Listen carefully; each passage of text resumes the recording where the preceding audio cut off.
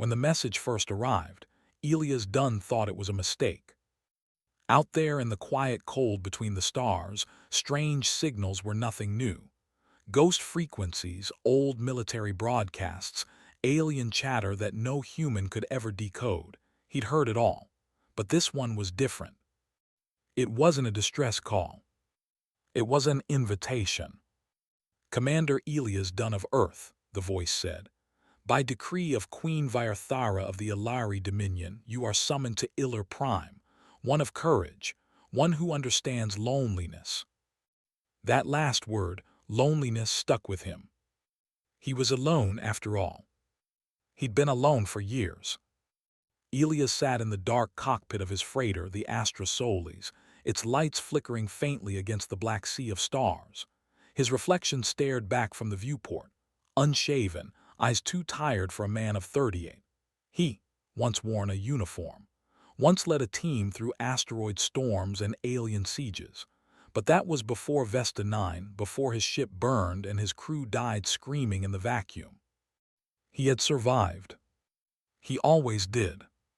But sometimes survival felt like punishment. So when the alien summons came, part of him almost laughed. A queen wanted to meet him. A being from a species that thought faster than light, that built cities that sang with living stone. But part of him didn't laugh. Part of him whispered, maybe it means something. The trip to Ilar Prime took 6 days in jump space. The journey was silent, except for the hum of the engines and the distant echoes of his thoughts. He'd been to alien worlds before, but never one this far, this strange. The Ilari Dominion was older than Earth's sun, a web of star systems ruled by a single mind, a queen who had reigned for 5 centuries. Her species were said to be tall, silver-skinned, and empathic. They didn't speak in words but in harmonies of emotion and thought. He wondered what a queen like that could want from a broken human like him. When he finally emerged from jump space, Ilar Prime filled his vision. It was beautiful, almost painfully so. The planet glowed in colors Earth's eyes weren't meant to see. Violet clouds swirling over gold oceans, land masses veined with living light. Orbiting above were vast bioships, organic and graceful, shaped like petals drifting in a cosmic breeze. As he descended through the atmosphere, the air shimmered like liquid glass. The capital spread beneath him, a city grown from coral and crystal, alive with quiet movement. Every tower pulsed like a heartbeat. The landing platform welcomed him with a soft hum, vines of luminous energy curling around his ship. And then she appeared. The queen did not walk as mortals did, she glided. Her body shimmered like silver mist under moonlight. 4 luminous eyes regarded him, not with arrogance but with ancient sorrow. A long veil of translucent fabric flowed behind her, glowing faintly with inner light. She was tall, almost twice his height, and yet when she spoke, her voice was soft, fragile, as if afraid to break. "Human," she said, her voice echoing inside his head and heart at once. "You came." Elias swallowed hard. "I did, you called," I answered. She tilted her head slightly, as if examining something she could sense beneath his words. "You carry silence," she murmured, "a heavy one." He didn't answer, he didn't need to. The queen led him through her palace, a vast structure of living stone and slow-moving light. The walls pulsed like a heartbeat. Gentle sounds drifted through the halls, neither music nor voice but something in between. Every step echoed softly, as if the palace itself was listening. She guided him to a garden at the center of it all, a place filled with strange flowers that floated above the ground, each glowing with a pulse of energy. The air was warm, filled with a faint hum that seemed to vibrate inside his bones. "This is my heart," she said, her voice trembling, "the place where all Ilari queens come to heal." He looked around, unsure what to say. "And you want me here." Her 4 eyes turned toward him again. In them he saw something vast, a sadness that stretched across galaxies. "I want you to stay," she said softly, "for a time." Elias frowned. "Stay? Why, what could a human like me do for a queen? She stepped closer, and he could feel her presence like heat against his skin. My people are bound to each other through thought, through song, but my bond is broken. My mate is gone beyond the rim of space. His silence consumes me. She hesitated, her voice cracking like crystal. I cannot bear it anymore. The emptiness grows louder each cycle. I need someone who understands it. Elias felt something tighten in his chest. For a moment he saw her not as an alien monarch but as someone utterly alone, a soul adrift, drowning in quiet. He looked away. You think I can fix that? Not fix, she said, stepping closer still. Share for a while. He should have said no. He was a soldier, not a healer. He knew nothing of alien bonds or telepathic sorrow, but something about her, something raw and honest, cut through the walls he'd built around himself. And in her trembling voice, he heard an echo of his own loneliness. So he nodded once slowly. All right, he said, for a while. The queen's expression softened, the faintest smile flickering across her luminous face. Then it begins, she whispered, until my heart quiets. And as she reached out a glowing hand, the world around him seemed to breathe. The air shimmered, the garden pulsed brighter. And Elias Dunn, human and lost and small beneath alien stars, realized he had just stepped into something far larger than himself. Something that felt impossibly like fate. Days passed like soft waves in the great palace of Iller Prime. Elias had thought the queen's words about sharing the silence were poetic, but he soon learned they were literal. From the moment he agreed, something inside him changed. When he was near her, he could feel her thoughts, faint whispers at first like ripples in deep water. Not words exactly, but emotions, sensations, memories. Sometimes it was warmth and peace. Other times, a loneliness so vast it stole his breath away. It wasn't frightening. It was heartbreaking. Every morning, she met him in the garden of floating lights. She wore no crown there, only a simple robe of pale silver that shimmered when she moved. Her 4 eyes would study him carefully, as if she were trying to understand what kind of creature could walk so alone and still smile. They would sit together in silence, surrounded by the low hum of the living flowers. The queen would sometimes touch one and it would glow brighter, as if reacting to her thoughts. We Alari are never alone, she said one morning, her voice soft as wind. From birth our minds are joined, every feeling, every breath shared. We are one song, but mine was cut in half. She pressed a hand against her chest, and Elias felt the ache through their faint link, sharp, deep, endless. He was my other voice, she whispered. My mate, my king. When he went to the outer colonies, I felt him every day. His joy, his worry, his courage, until one day. Her voice broke. She looked down, the light around her dimming. Silence. Elias swallowed hard. You never found out what happened. Only that his ship fell beyond the galactic rim, the place where even our song cannot reach. Her eyes glowed faintly. I tried to keep ruling, tried to speak for my people, but every word I speak feels hollow. My mind echoes only my own sorrow. Do you understand, human? Do you know what it is to speak and hear nothing back? Elias didn't answer right away. The wind brushed through the glowing trees, carrying faint tones like distant music. He thought of the black sky over Vesta 9, of the way his ship had burned and the screaming had stopped, and how afterward the silence had been the worst part. He nodded slowly. Yeah, he said quietly, I know exactly what that feels like.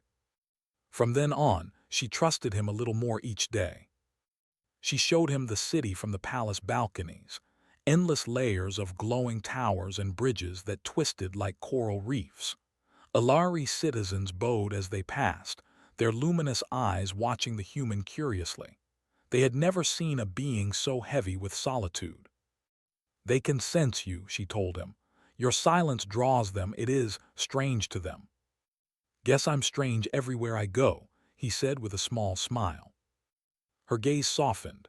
Not strange, beautiful in a way, like a lone star in an empty sky. He wasn't sure how to respond to that. No one had ever called his loneliness beautiful before. Each evening they returned to the garden. Sometimes the queen asked him to speak about his world. So he did.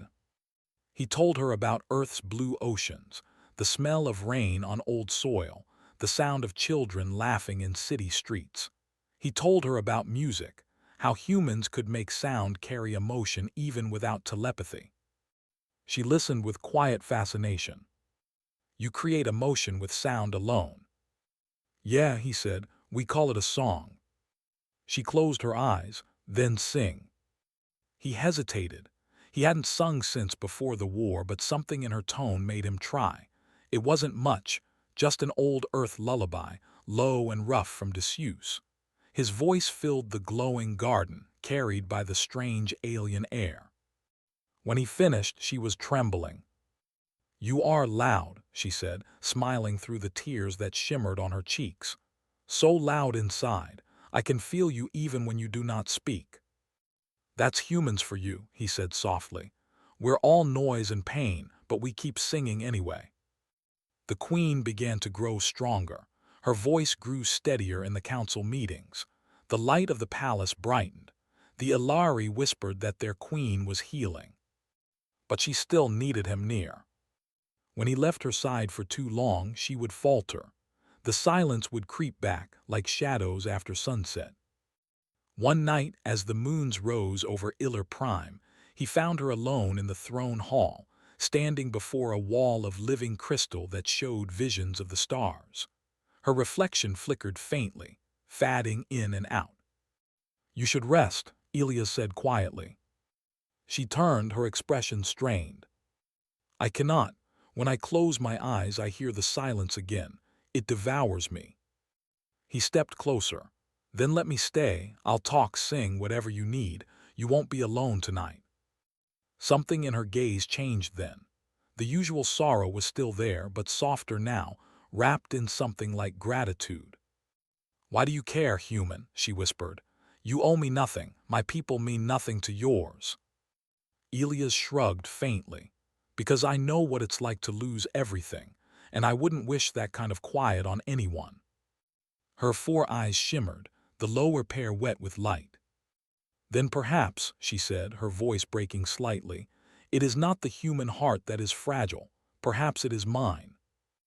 That night as they sat beneath the twin moons, their thoughts brushed again, this time more deeply.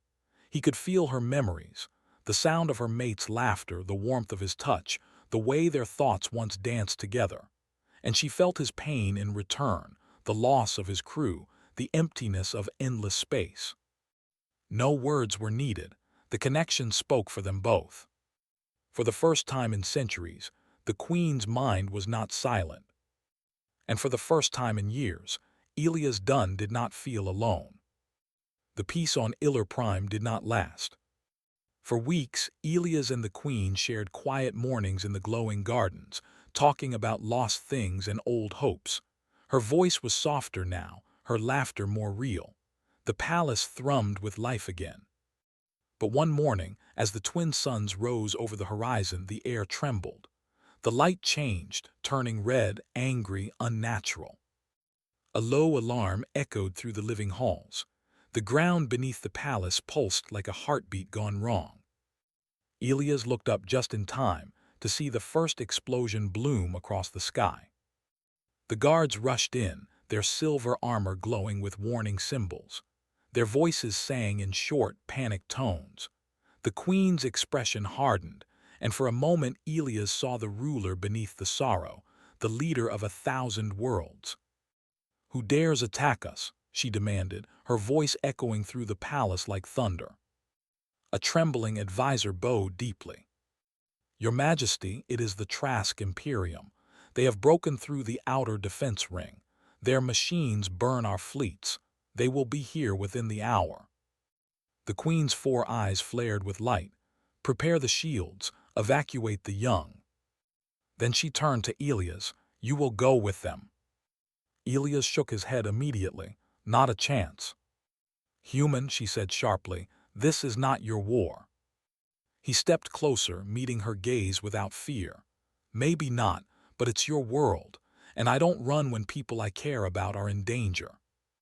For a moment her lips parted, and the strength in her face flickered with something softer. "You would fight for me." Elias adjusted the strap of his plasma rifle and gave a half-smile. "Wouldn't be the first time I've done something stupid for someone important." Outside, the sky was burning. The Trask Imperium were machine-born living metal that fed on power and flesh alike. Their ships were black and jagged, blotting out the twin suns as they descended. From the clouds, fire rained. The Alari warriors sang as they fought, their voices merging into a storm of energy that turned sound into shields and light into weapons. Elias had never seen anything like it, but even their songs faltered under the endless assault. He ran through the palace corridors, helping the guards set up defense points. The air stank of ozone and scorched crystal. When one of the mechanical beasts broke through the outer gate, Elias fired until his rifle overheated, his arms shaking from the recoil. A plasma blast grazed his shoulder, but he barely noticed. The queen was still inside. He found her standing in the throne hall, surrounded by her advisors. She looked like a living flame, her skin glowing fiercely, her 4 eyes burning with violet fury. The air around her vibrated with raw power. "Your Majesty," Elias shouted over the noise, "they've breached the outer ring. You need to fall back." "No," she said, her voice steady and low. "If I fall back, my people will feel my fear, and they will break." She stepped forward, lifting both hands. A wave of light exploded from her palms, spreading across the palace. For a moment, the invading ships outside froze midair, their metal forms warping under the pressure of her will. But then came the sound, an awful screeching roar as one of the Trask dreadnoughts crashed into the atmosphere, tearing through the sky like a knife. The shockwave shattered the palace dome. Elias was thrown to the ground, as glass and light rained from above. Through the smoke he saw the creature descend, a machine the size of a tower shaped like a winged serpent of steel. Its eyes burned red. And it was heading straight for the queen. Elias didn't think, he ran. "Get down," he yelled, diving in front of her as the serpent fired a beam of molten plasma. It hit him square in the side, burning through his armor and flesh. The pain was white-hot, tearing through him, but he stayed on his feet, shielding her with his body. The queen screamed, a raw, broken sound that echoed through every corner of the city. Her voice became a pulse that shook the ground. "Elias." He fell to one knee, clutching his side. "I'm fine," he lied through his teeth, his breath ragged. "Just give them hell, Your Majesty." Her eyes glowed like dying stars. Then she rose, fury and grief bursting from her like a storm. The queen's scream became song. A sound of such power filled the air that even the machines faltered. Her telepathic cry spread across the planet, touching every Alari mind. Her pain became strength. Her love became fire. The warriors outside lifted their heads, their songs rising with hers. The world itself seemed to awaken, the ground pulsing, the towers glowing brighter. For the first time in centuries, the queen's voice was no longer alone. Her people sang back. Together, they unleashed a wave of pure energy that swept across the sky, breaking the Trask fleet apart like sand before the tide. When the light finally dimmed, silence returned, gentle this time, almost sacred. Elias lay among the shattered crystal, smoke rising from his armor. His vision blurred, but he could see her, kneeling beside him, her face streaked with glowing tears. "You fool," she whispered, her voice shaking. "You would die for me." He managed a weak grin. "Guess, humans have a habit of protecting the people who matter." Her hands trembled as she pressed them to his wound, light spilling from her palms. "Do not leave me. Not you, not now." He felt warmth spread through his body, a soothing light that pushed back the pain. His eyes fluttered open. "Still here," he murmured. "You're stuck with me." The queen laughed softly, relief and disbelief mingling in her tone. Outside, the city glowed brighter than ever. The Alari sang in victory, their voices strong and alive. And for the first time since her mate's death, Queen Vyarthara's heart did not echo in silence. It beat in time with the humans. The war ended, but the scars remained. Days after the last Trask warship burned in Iller's atmosphere, the sky still carried a faint red haze, like dried blood smeared across a beautiful painting. The palace was half ruined. Walls that once sang now whispered softly, as if mourning the lives lost. Elias lay in the queen's private chamber, wrapped in bands of healing light. The air smelled faintly of silver mist and burning ozone. His side throbbed with a deep, slow pain, where the plasma blast had nearly torn through him. Every breath hurt. Every blink reminded him he was still alive. When he tried to sit, gentle hands pushed him back. "You will tear the wound," said the queen quietly. Her voice was tired, not the tired of a long day, but the kind that comes from carrying a world. Elias gave a faint grin. "You know, back on Earth, we usually let the doctor do the worrying." "There are no doctors for what you are," she said softly.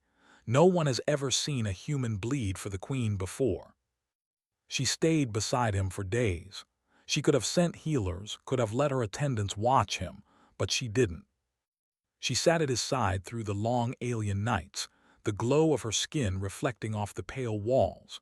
Sometimes she sang to him, low, wordless notes that sounded like stars breathing. Sometimes she said nothing at all. He didn't need words. The bond between them was deeper now, alive, pulsing faintly in his chest like an extra heartbeat. When she was near, the pain dulled. When she left, it flared again. He wasn't sure if that was her healing power or simply her presence. One evening, as the twin moons hung low over the broken city, she came to him in silence. Her robes were simple again, her crown gone. Her eyes, four and luminous, looked older than time. "I have seen war many times," she said, sitting beside him, "but never like this. You fought as if your small body could stop a world from breaking." Elias chuckled softly. "Didn't stop much, though."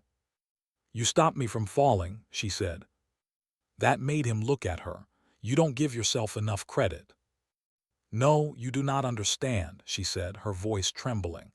"When you stood before me when the fire came, I felt your fear, your pain, but you did not retreat. You stood. You became my shield." Her hand brushed his cheek, cool and soft.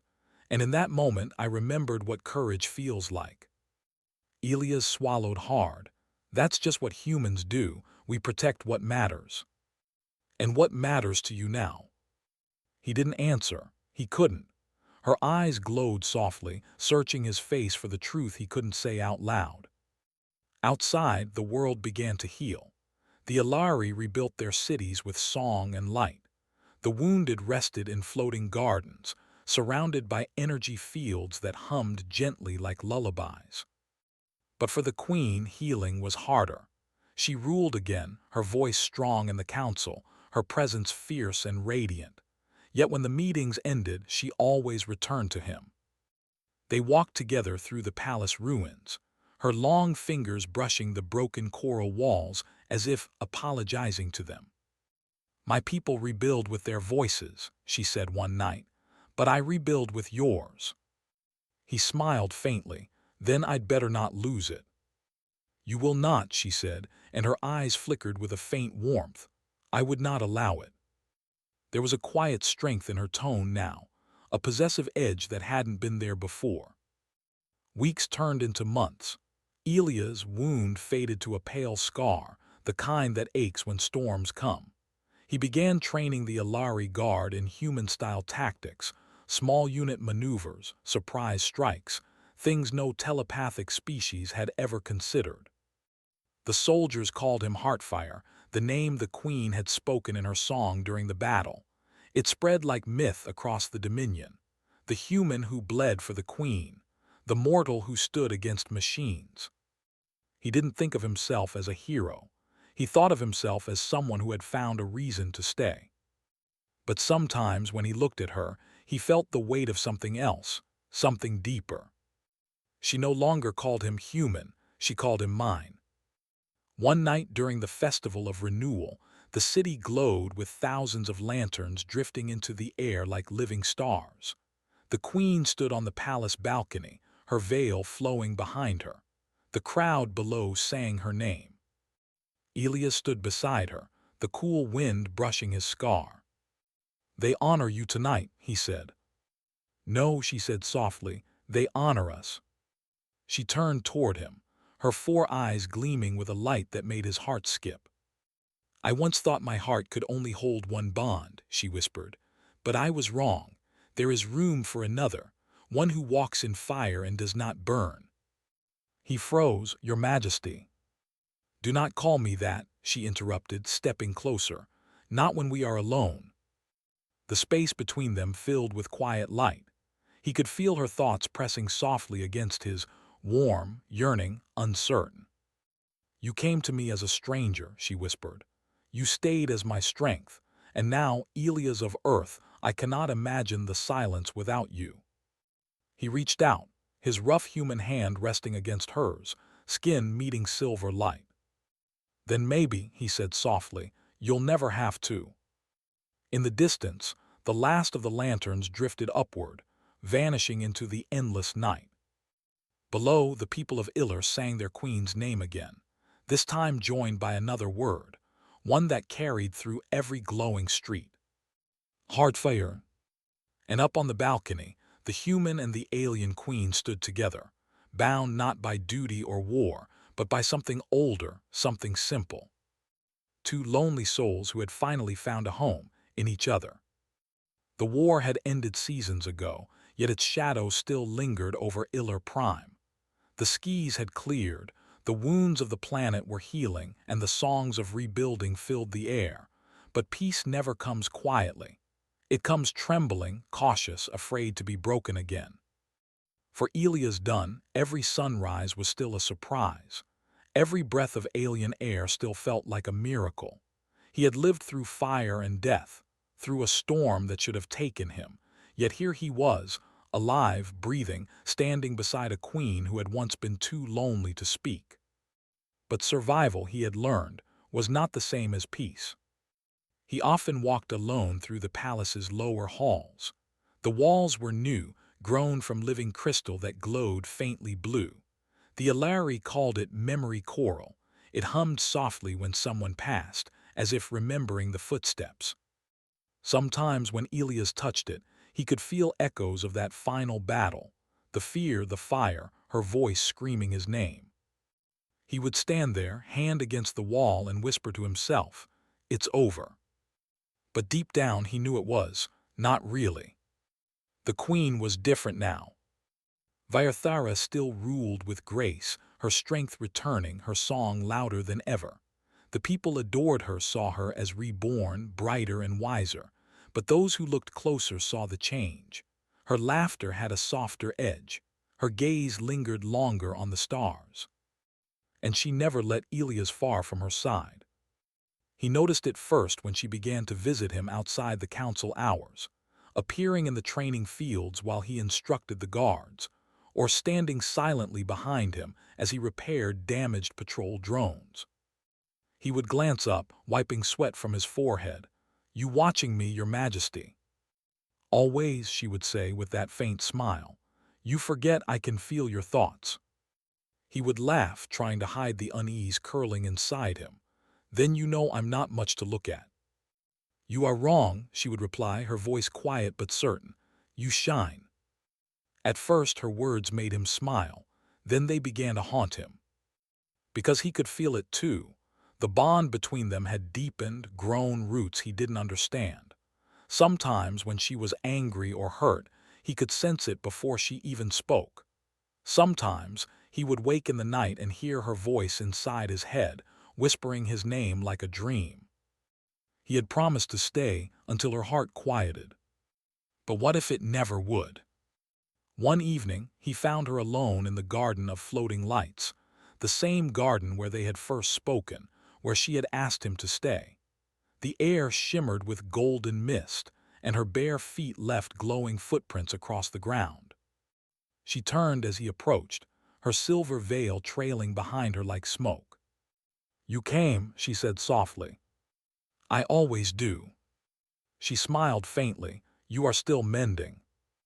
"I'm fine," he said, though the scar on his side still ached. "I heal slow. Humans aren't made of light.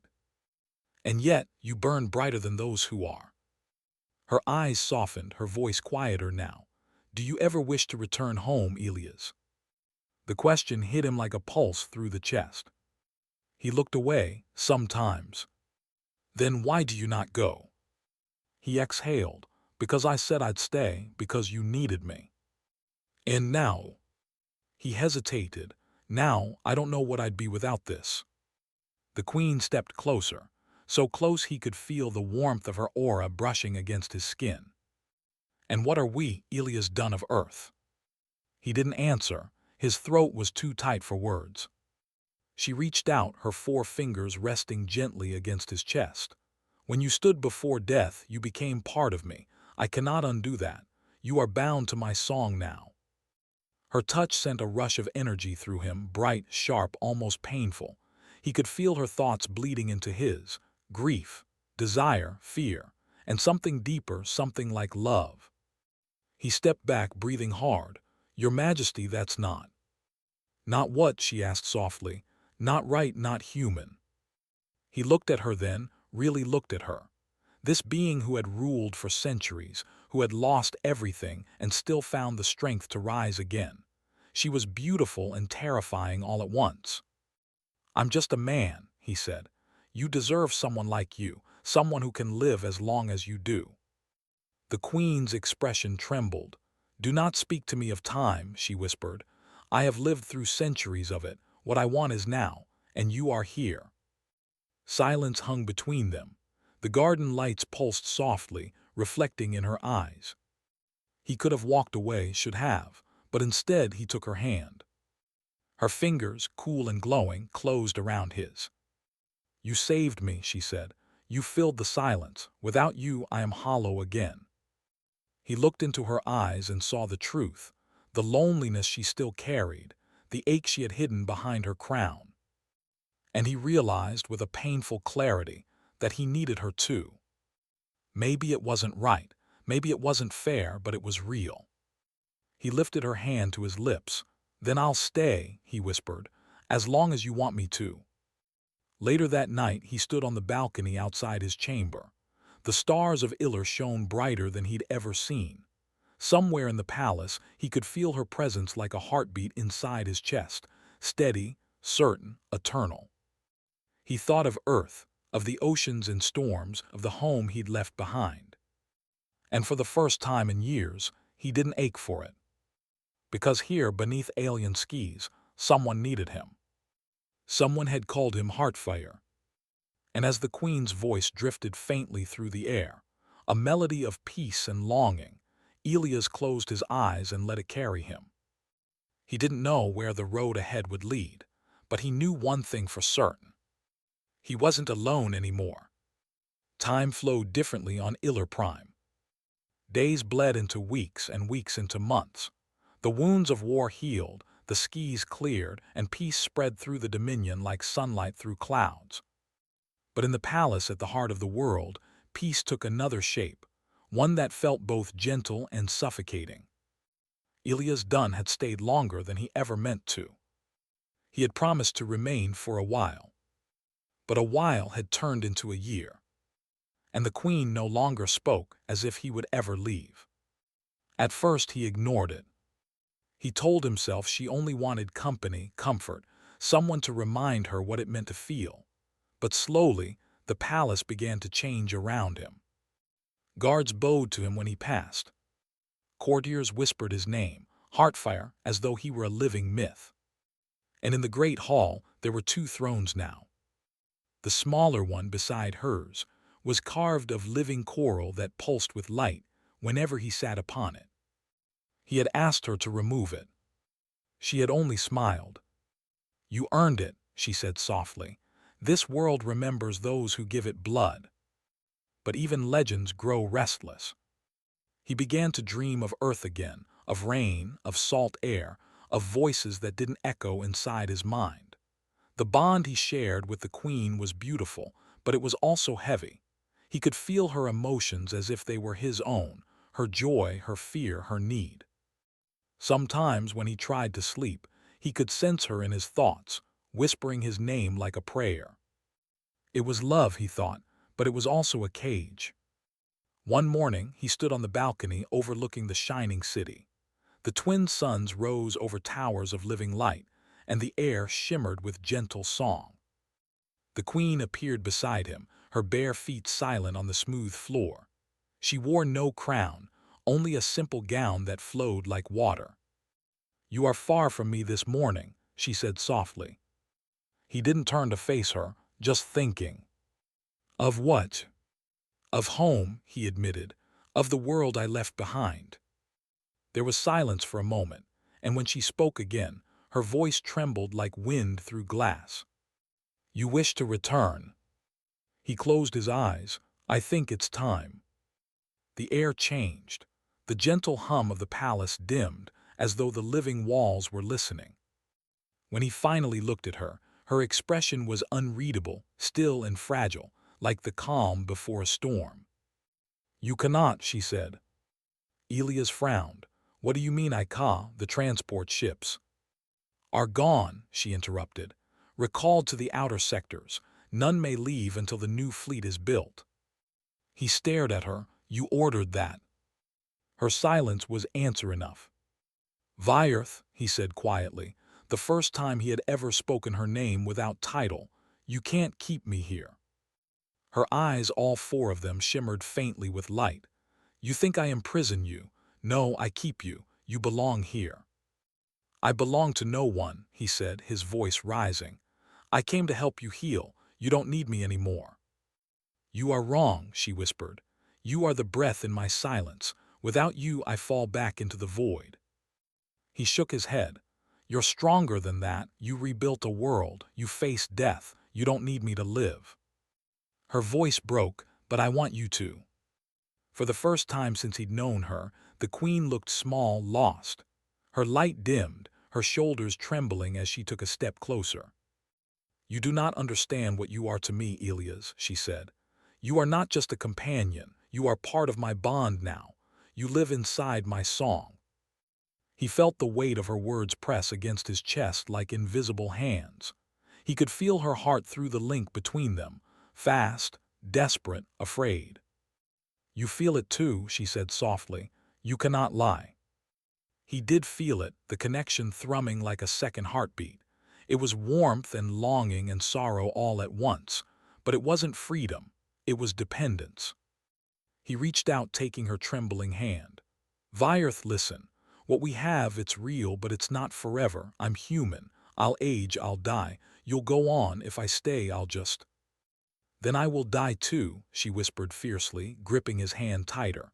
"Do you understand? When your heart stops, mine will follow. You have become part of me." Her voice cracked, trembling with emotion that sent chills down his spine. "You were meant to be temporary, but now you are everything." He tried to speak, but no words came. She stepped closer, her forehead resting against his, her voice trembling like a confession. "Do not leave me," she whispered. "Please, the stars are so quiet without you." He closed his eyes. For a moment he let himself feel it, their connection, the warmth of her touch, the ache of her fear. And a part of him wanted to stay, to surrender, to never see another dawn without her light beside him. But another part, the human part, ached for choice, for air, for the simple freedom of being his own again. When he finally spoke, his voice was quiet but steady. "I'll stay," he said, "for now." Her eyes brightened, hope flaring through their bond like fire. "For now," she repeated softly, as though tasting the words. "Then you will never leave." She pressed her hand to his chest, and the bond between them pulsed stronger, brighter. He could feel her heartbeat echoing inside his own. But as she smiled, a fragile, radiant thing, Elias looked past her to the twin suns rising beyond the palace walls. And somewhere deep inside, he felt a quiet fear, because he knew that love, no matter how bright, could burn too hot to survive. And the fire between them was only growing stronger. The years passed like drifting light. Under twin suns and violet skies, Iller Prime flourished again. Its cities glowed brighter, its people sang louder. The queen ruled with a heart both strong and gentle, her voice guiding 1,000 worlds back into harmony. And beside her always stood Elias Dunn. To the Alari, he was more than human. He was Heartfire, the one who bled for their queen, the one whose voice rekindled her song. Legends spread across the stars of the mortal who tamed the silence and warmed the heart of a goddess. But Elias never called himself a legend. He was just a man who had stayed when it mattered most. His throne remained smaller than hers, and he preferred it that way. When the council met, he listened more than he spoke. His advice was blunt, simple, human, but the queen trusted him more than any advisor in her vast dominion. When she grew weary of politics and endless song, he would take her hand and lead her out among her people. Together, they walked through markets of living crystal and gardens that floated on air. Children reached out to touch him, their small hands glowing faintly when they brushed his arm. "Is he real?" they would whisper. "Is the Heartfire real?" He would laugh softly, "Too real, little one." And the queen, walking beside him, would smile, a smile that still carried the memory of loneliness, now healed. But peace has a way of testing the heart more quietly than war ever could. Elias had aged. His hair, once dark, was touched with silver. His steps were slower. The light that once flared from his presence dimmed with time, though the queen never did. She never spoke of it, but her eyes lingered on him more often. Sometimes, when he slept, she sat beside him, watching the rise and fall of his chest as though afraid each breath might be the last. He had told her this day would come, and she had refused to believe it. One morning, he found her in the garden, the same place they had met so many years ago. The flowers still floated in the air, glowing softly with every heartbeat of the planet. She stood beneath the same silver tree, her robe flowing like starlight, but her expression was distant. "You dream again," she said quietly when he approached. "You dream of Earth." He nodded. "Sometimes, the oceans, the wind. It's strange, I can barely remember their sound now." She turned to him, her 4 eyes filled with sorrow. "You are fading." He smiled faintly. "We all do." "Not here," she whispered. "Not with me." He stepped closer, taking her hand. "Vyarth, I've lived longer than any human has a right to. Your healers, your energy, they've kept me here, but I'm still flesh. I can't stay forever." Her voice broke.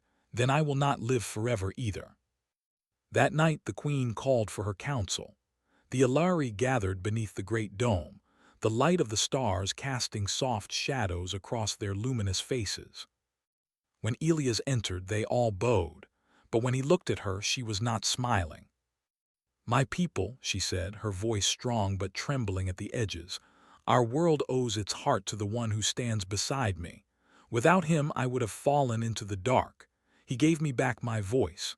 He saved us all." The hall filled with the hum of agreement, a chorus of light.